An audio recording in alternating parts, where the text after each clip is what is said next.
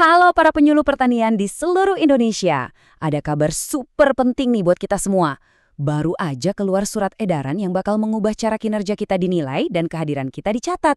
Nah, ini penting banget karena efeknya langsung ke pekerjaan dan tentunya ketunjangan kita. Yuk kita bedah bareng-bareng apa arti semua ini. Nah, ini dia nih dokumen kuncinya. Surat edaran resmi langsung dari Kementerian Pertanian yang jadi aturan main baru kita. Ingat kan? Status kita semua sekarang udah dialihkan dari Pemda ke pusat. Jadi wajar banget kalau butuh satu aturan yang sama untuk semua. Surat inilah jawabannya. Tujuannya untuk bikin standar yang seragam dan jelas di seluruh Indonesia. Oke, biar gampang pembahasan kita kali ini bakal dibagi jadi 4 bagian. Pertama, kita cari tahu dulu kenapa sih sistem ini harus berubah. Terus kita lihat gimana cara baru penilaian kinerja kita. Lanjut ke bagian teknis aplikasi absensi yang baru, dan terakhir kita simpulkan apa aja dampak langsungnya buat kita sehari-hari.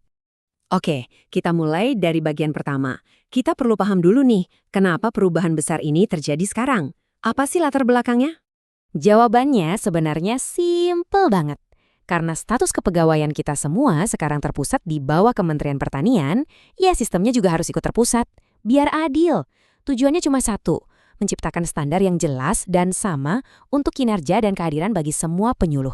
Dari Sabang sampai Merauke. Nggak ada lagi beda-beda aturan. Nah, siap-siap ya, kita bakal sering dengar istilah ini, dialog kinerja terpusat.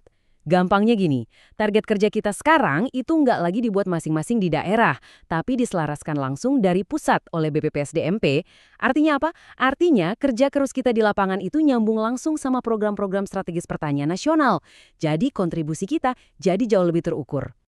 Oke, kita masuk ke bagian yang kayaknya paling ditunggu-tunggu nih.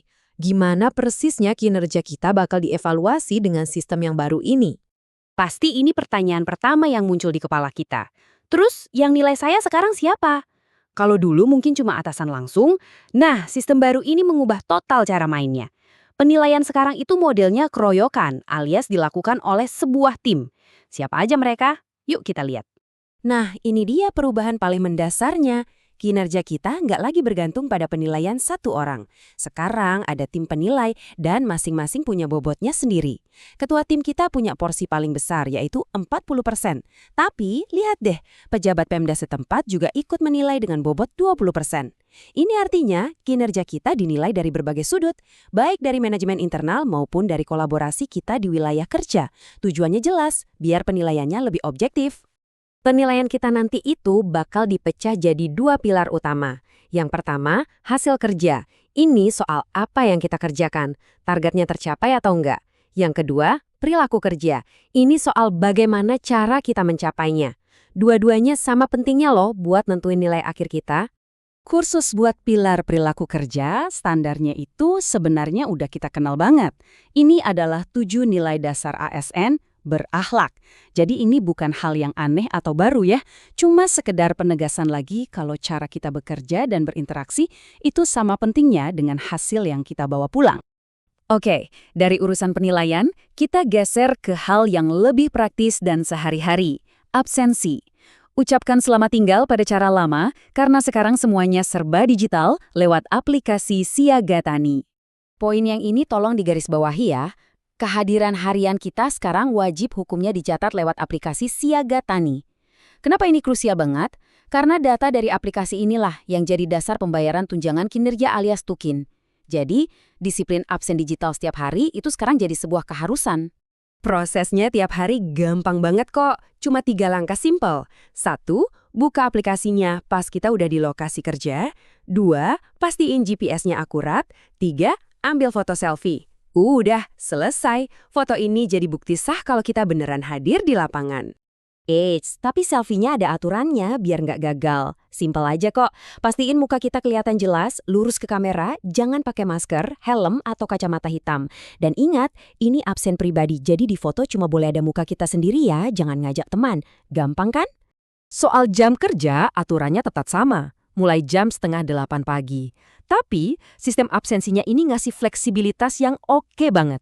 Kita bisa clock in paling pagi jam 6 dan bisa clock out paling malam jam 8. Jendela waktu yang lebar ini sengaja dibuat untuk menyesuaikan dengan dinamika kerja kita di lapangan. Tapi tentu total jam kerja hariannya harus tetap dipenuhi ya.